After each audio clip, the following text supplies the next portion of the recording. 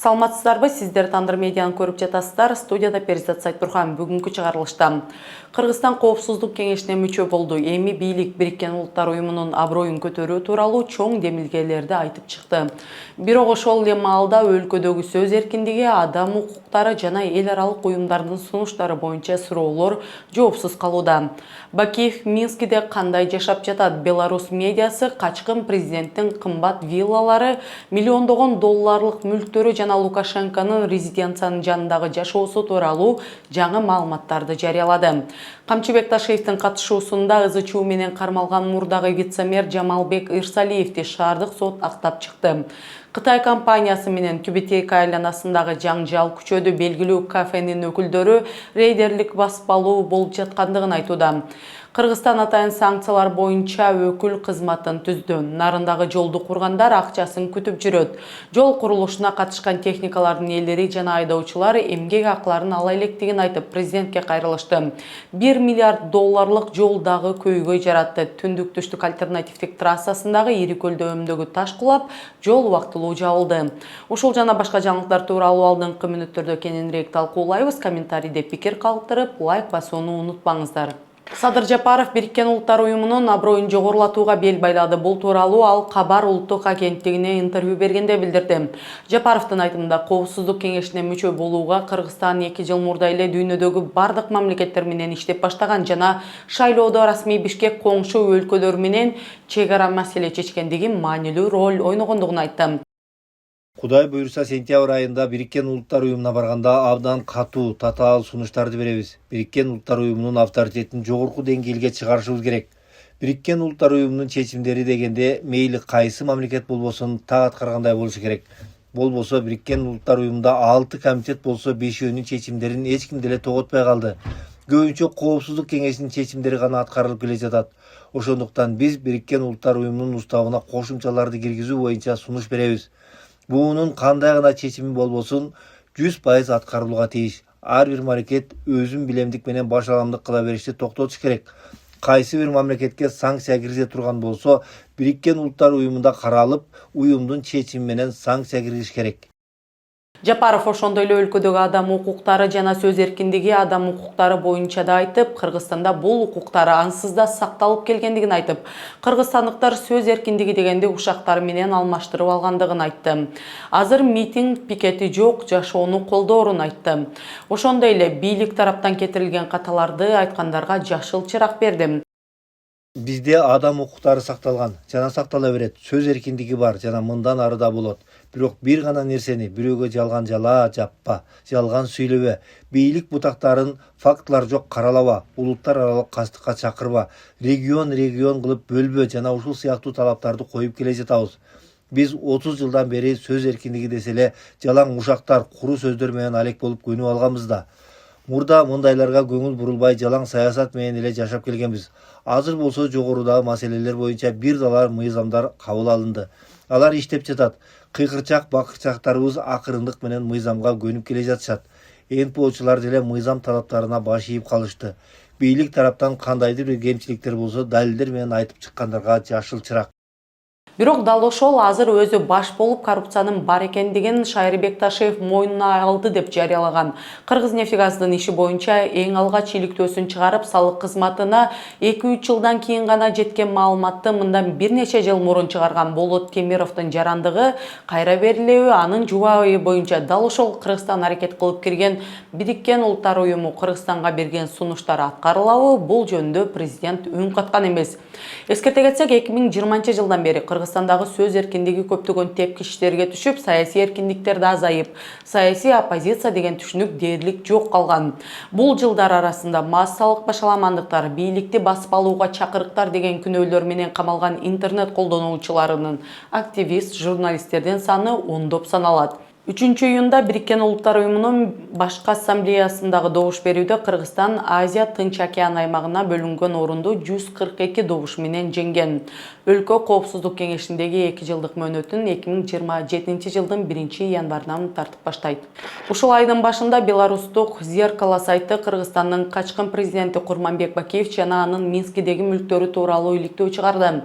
Сайттын маалыматында алгач өзү кымбат баалуу районунда үй куруп, аны менен гана токтоп калбай, кийинчерээк Беларусь президенти Александр Лукашенконун расмий эмес резиденциясынын жанындагы шаар четиндеги райондорго отурукташкандыгы айтылат. Зеркало сайтынын маалыматы боюнча Бакиев Лукашенко Кыргызстанга келгенде билдиргендей эле жакшы жашайт. Алардын айтымында 2020 жылдын мартында Бакиевке өмүр бою мураска калтыруу үчүн Минск деңизинин жээгинен 20 сотук жер берилип, ал жерге курулган вилла коюу токой менен курчалган. Эң жакын мүлк болжол менен 500 метр алыстыкта Восток турак-жай комплекси. Ал жерде Лукашенконун расмий эмес резиденциясы жайгашкан. Жакын жердеги дагы бир мүлк расмий резиденция Заславль.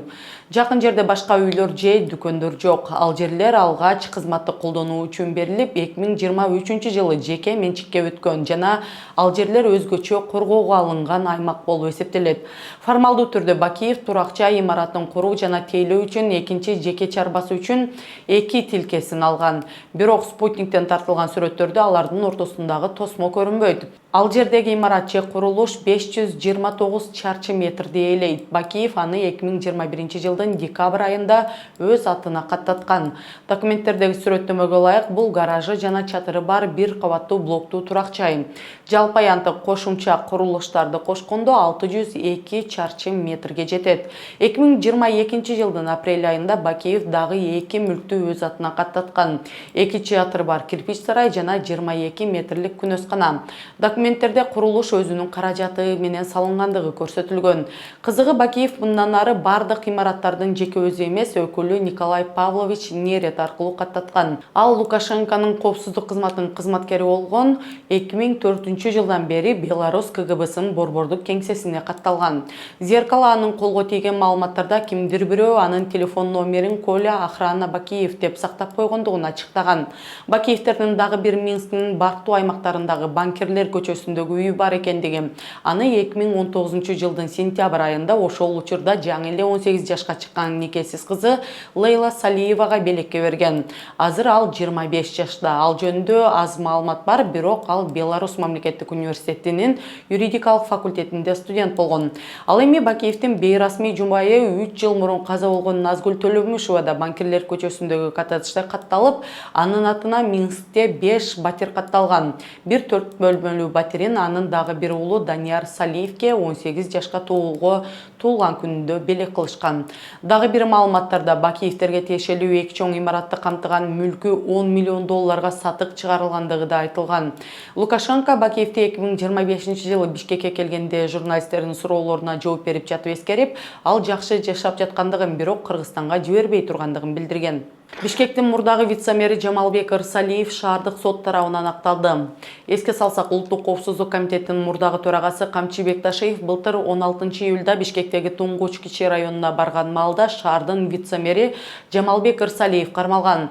Ташиев Ырсалиевдин Туңгучтагы муниципалдык жердеги объектилери бар экендигин айтып, 6 жылдан бери алардын ижара акысын төлөбөй келе жаткандыгын билдирип, ошол жерден суракка алууга уруксат берген.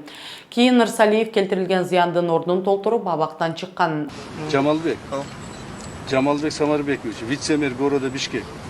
Сиздин ушул жерди пайдаланып, өзүңүздүн максатыңызга бир нече жылдан бери 6 жылдан бери пайдаланып келатканыңызды элдин баары билет. Мына мени алдап коюшуңуз мүмкүн бир адам. Айбек Жашевич алдап коюшуңуз мүмкүн 2 адам. Бул элди алдай албайсыңдар. Мына элди алдай албайсыңдар. Мына ак көз, кара көздөр турат, кайтып алдайсың. Айтылачы. Кайтып алдайсың. Мына документальный түзүшүп тур мына. Тем более бул жерде оперативниктер иштеди баардыгы. Баарын айкындашты, дайындашты. Мына бул жерди сиз 6 жылдан бери колдонот экенсиз, 1 сом аренда төлөбөйт экенсиз мамлекетке. Баарын жасап чыккан болор строительство. Төлөбөйт экенсиз аренда. Жасап чыкпайсыз, это не ваша земля. Это муниципальная земля. Так. Муниципаль жерге 1 сом акча төлөбөйт экенсиз. Аренда төлөбөйт экенсиз. Өзүңүз вице-мэрсиз. Өзүңүз ушул аренда төлөбөгөндөрдүн аренда топтой турган адамсыз, туурабы? Туура. Мына, а өзүңүз бул төлөбөйт экенсиз. Анан дагы айтасыз, бул меники эмес, мен билбеймин дейсиз. Уят эмес? Так, смотри. Жамалбек, надо быть мужиком. Понимаешь? Надо быть мужиком, надо отвечать за свои содеянные. Ответственность надо брать, уметь надо.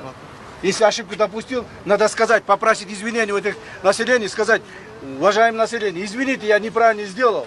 Теперь исправлюсь. Вот это другое. Вечер қоңыстар, оңдоп берем барын. Аны кармоо өзгөчө Ташеев жакшы көргөн журналист камералардын алдында урушуу менен коштолуп, көптөгөн талкууну жараткан болчу. Бишкектин борбордук бөлүгүндө жайгашкан Тюбетейка кафесинин Кытай ишкерлери менен болгон талаш тартыштарынан улам имаратка сот аткаруучулар жана милиция келип, андан кийин объект мөөр басылып жабылгандыгы кафенин администрациясы билдирди. Кафенин өкүлдөрү бул аракеттерди рейдерлик басып алуу катары баалашууда. Буга чейин 1-май райондук ички иштер башкармалыгынын басма сөз кызматы милиция кызматкерлери коомдук коопсуздукту гана камсыздагандыгын, бирок кафе жабылбагандыгын билдирген. Холодильникте продукталарыбыз бар, ошолорду взвешивать, ошолорго убакыт кетирилет. А делеоптук мояктар деген личный эмеге деген 2 сааттан бери время тилейт. Мен теңер болсом ба, мондай көрсөтүлгендер. Нет, это просто доверие. Канча адам деген квартирамыз бар, квартираны төлөшүрүп, менен керек канча издеп кетишти. Элестетпи, бир заводда 55 кишини без работы оставить, да? Какое они имеют право так делать? Нахрапом брать. Это называется рейдерство. Это 80-е годы так было. Что замок сломали? Вот там где-то замок сломали. Что это такое? Маалыматка ылайык аталган жай CN ЖЧКсына таандык болуп, аткаруу баракчасы 2026 жылдын 3 февралында 1-май райондук соту тарабынан берилген. Аткаруу өндүрүшү 4 февралда мажбурлап аткарууга кабыл алынган. Карыз тарапка сот чечими ыктыярдуу аткаруу сунушталган, бирок талаптар аткарылган эмес.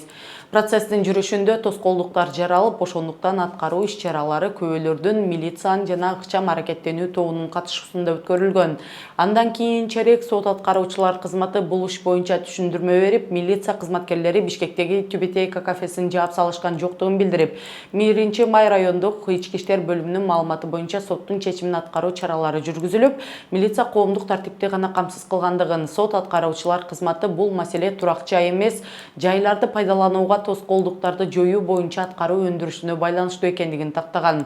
Ведомство имараттын айланасындагы кырдаал биринчи жолку чыр-чатак эместигин жана сот аткаруучулардын демилгесине тиешеси жок экендигин баса белгиледи. Бардык аракеттер белгиленген тартипте тиешелүү процесстик документтерди тариздөө менен катталган. Сот аткаруучулар кызматы кызматкерлердин бардык аракеттери мыйзамда берилген ыйгарым укуктарын чегинде гана жүргүзгөнүн жана мыйзамдуу күчүнө кирген сот чечимин аткарууну камсыз кылууга багытталганын белгилейт. Ведомствонун маалыматы боюнча аталган жай 2015 жылдан бери кытайлык компанияга таандык. Карыз коргоо мурда соттун чечимине өз ыктыяры менен аткаруу жана жайды бошотуу мүмкүнчүлүгү сунушталган, бирок ал муну аткарган эмес. Бишкектеги Памфилов паркына чукул жайгашкан Тюбетейка ресторанын имаратынын күчтөп чыгаруу аракети болуп жаткандыгы тууралуу маалыматтар 4-июнда соц тармактарда тарап, айрымдар муну рейдерлик деп аташкан. Мэриянын басма сөз кызматынын маалыматы боюнча 8-июнда 9:30-дан 18:00 чейин турак жайларга, мектептерге, мектепке чейинки билим берүү мекемелерине, саламаттыкты сактоо мекемелерине жана башка социалдык жана өнөр жай объектилерине ичүү суу берүү токтотулат. Өчүрүү аймагы Байтек Баатыр көчөсүнүн боюнда Иманалиев көчөсүнөн Лесхозная көчөсүнө чейин болот. Ага себеп мамлекеттик ипотекалык компаниянын казуу чуңкурундагы суу агып жаткан жерди табуу үчүн шашылуу издөө иштерин жүргүзүү болгон. Президент Садыр Жапаровдун буйругу менен бүгүн атайын санкциялар боюнча өкүл кызматы түзүлүп, экономика жана коммерция министри Бакыт Сыдыков атайын өкүл болуп тайындалды. Ошондой эле ага министрлер кабинетинин төрагасынын орун басарынын статусу да берилген. Биз санкциялардан коркпойбуз деп жарыялап келген менен ынтымак ордонун мындай кадамына эл аралык санкциялык тобокелдиктерди алдын алуу жана батыш өлкөлөрү киргизген чектөөлөрдү улуттук экономикага тийгизген терс таасирин айтуу аракети катары баа берилди. Бул кызмат жылдын аягына чейин иш жүргүзмөкчү. Документтин максаты Кыргыз Республикасынын улуттук экономикалык кызыкчылыктарын коргоо, санкциялык тобокелдиктерди алдын алуу жана минималдаштыруу маселелери боюнча мамлекеттик органдардын ишин координациялоону камсыз кылуу. Ошондой эле чет мамлекеттер, эл аралык уюмдар, чет өлкөлүк жөнгө салуучулар, финансылык институттар жана башка өнөктөштөр менен өз ара аракеттенүүдө Кыргыз Республикасынын макулдашылган позициясын иштеп чыгуу болуп саналат. Сыдыковго мамлекеттик органдарга төз буйрук берүү жана эл аралык деңгээлде Кыргызстандын атынан сүйлөшүүлөрдү жүргүзүү укугуна ээ болот. Эскерте кетсек, Орусиянын Украинаны басып алуу боюнча согушунда Кыргызстан расмий түрдө бейтараптык позицияны ээлеген менен Орусияга санкцияларды кыйгап өтүүгө жардам кылуудан улам реэкспорт, акча адалдоого жардам берип келгендиги айтылып, Кыргызстандагы бир катар компаниялар, банктар Европа биримдигинин, Улуу Британиянын жана Америка Кошмо Штаттарынын санкциялык тизмесине киргизилип, акыркы санкциялык пакеттерде Кыргызстанга бир нече техниканы сатууга тыюу салынган. Кыргызстан бул айыптарды четке каккандыгы менен Юстиция министрлиги май айында санкциялык чектөөлөрдү айланып өтүүгө катышы бар деген негизде өлкө аймагындагы 50дөн ашык ишкананын ишмердүүлүгүн бир күндө токтотуу боюнча буйрук чыгарган. 2025 жылы Нарын шаарындагы жолдорду кайра курууга катышкан атайын техниканын ээлери жана айдоочулары эмгек акыларын ала электигин айтышты. Бул тууралуу 24 маалымат агенттиги жазды. Жумушчулардын биринин айтымында ал жана анын атайын техникасы Бета Групп менен түзүлгөн келишимдин негизинде Ленин жана Шералиев көчөлөрүн кайра курууга катышкан. 2025 жылдын жай айларында Нарын шаарынын ички жолдору Ленин, Шералиев көчөлөрүн оңдоп түзөп, реконструкциядан өткөрүү үчүн ОСО Бета Групп ишканасы менен өзүмдүн атайын оор техникалары менен келишимдик негизде иш алып бардым эле. 2025 жылдын август айында ОСО Бета Групп ишканасынын жетекчиси Амантуров Мирлан камалып кетти эле. Камалып кеткен күнүнөн тартып биздин акыларыбызды ала албай келебиз. 2026 февраль айында камактан бошонуп убада берип чыккан экен. Ошо биздин эмгек акыларыбызды кайтарып берүү үчүн. Бирок кайтарып бербей келет ушул күнгө чейин. Ушуну өз көзөмөлүңүзгө алып, ушуга жардам берүүңүздү сурайбыз баарыбыз. Ушул жерде мага окшогон алаксасы барлар бар. Баарыбыздын өтүнүчүбүз, сизден көптөн көп өтүнүчүбүз ушуга жардам берип коюңузду суранып кетебиз. Жумушчулар президент Садыр Жапаровго жолдогон кайрылуусунда кырдаалды жеке көзөмөлүнө алып, карызын төлөп берүүгө көмөктөшүүнү суранышат. Эскерте кетсек, былтыр Нарын шаарындагы жаңы курулган жолдордун сапаты суроо жаратып, аны курган подрядчы компаниянын директору, Бишкектин мурдагы вице-мэри Мирлан Амантуров жана транспорт министринин орун басары Талантбек Солтубаев кармалган. Ага чейин жолдордун сапатын текшерген ошол убактагы улуттук коопсуздук кызматынын жетекчиси Камчыбек Ташиев Нарындагы жол курган компаниянын ээсин таап, мамычага байлап коюуну тапшырган болчу. 4-июнда түндүк-түштүк альтернативдик унаа жолунда таш кулоо жүрүп, жол тосулуп калган. Транспорт жана коммуникация министрлиги азыр таштардан тазалоо иштерин жүргүзүп жатат. Альтернативдик жолго түшкөн таш кулоонун болжолдуу көлөмү 55.000–60 000 куб метрди түзөт. Таш кулоо түндүк-түштүк унаа жолунун 270–71 чакырымдарында болуп, чоң жол кыймылы убактылуу жабылган. Министрлик айдоочуларды коопсуздук максатында жолдун бул бөлүгүндө убактылуу жүрүүдөн баш тартууга жана жол кыймылынын эрежелерин жана жол тейлөө көрсөтмөлөрүн так сактоого чакырат. Бул жол тууралуу бул жылы Садыр Жапаров маек берип, жолго $1 миллиард акча кеткендиги менен туура эмес салынгандыгын айтып, ал бул жылы убактылуу ачылаарын айтып, бирок суук түшкөндө кайра жабылып, жолдун курулушунда кетирилген каталар оңдолорун билдирген.